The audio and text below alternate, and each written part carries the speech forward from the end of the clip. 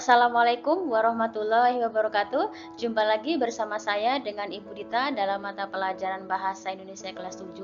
Sebelumnya Ibu sudah upload video 1 dan video kedua, dan sekarang kita akan lanjut materi kita untuk video yang ketiga, masih dengan materi yang sama tentang surat pribadi dan surat dinas. Menelaah bahasa surat pribadi dan surat dinas dalam berbagai tujuan. Penulisan surat pribadi dan surat dinas memiliki berbagai macam tujuan. Penulisan surat pribadi dapat ditujukan untuk kegiatan mengundang, memohon, meminta penjelasan, menanyakan kabar, dan menceritakan pengalaman. Penulisan surat dinas dapat ditujukan untuk permohonan, izin bertugas, izin tidak dapat mengikuti kegiatan, pemberitahuan, dan undangan.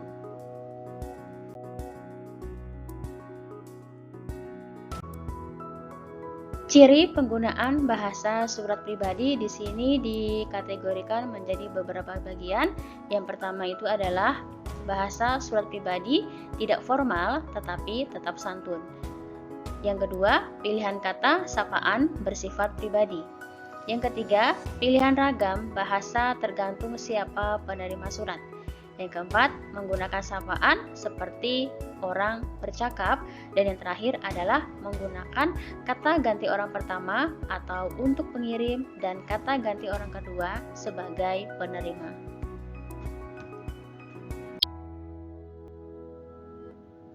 Menelaah kesalahan kebahasaan dalam penulisan surat. Penggunaan tanda baca dalam surat di sini dibagi menjadi beberapa bagian. Yang pertama itu adalah tanda titik, tanda koma, tanda garis miring, tanda titik dua, tanda tanya, dan tanda elipsis. Ya, sekarang kita masuk dalam materi tentang penggunaan huruf kapital.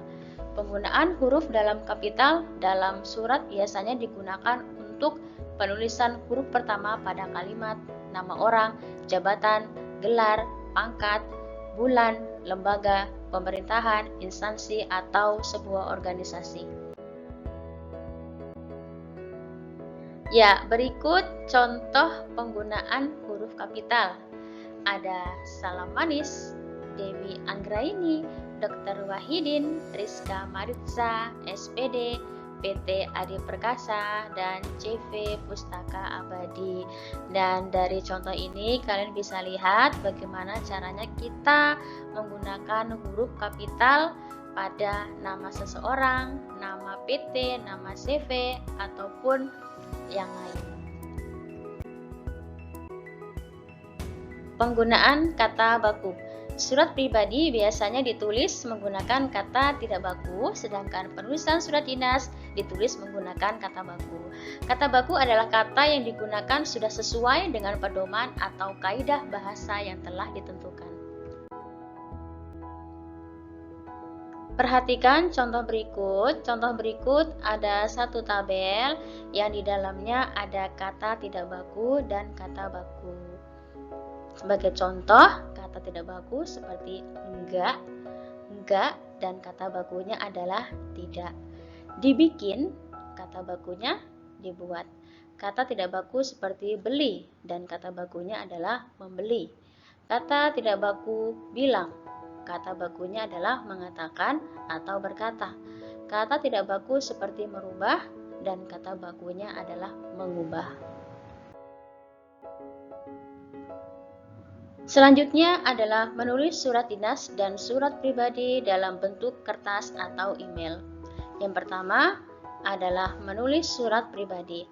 Menulis surat pribadi ada langkah-langkahnya. Nah, di sini langkah-langkahnya terbagi menjadi 4. Yang pertama itu adalah menyusun kerangka isi surat pribadi. Yang kedua, mengembangkan kerangka isi menjadi sebuah surat. Yang ketiga, menggunakan ragam bahasa akrab. Dan yang keempat adalah menggunakan ejaan dan tanda baca yang tepat.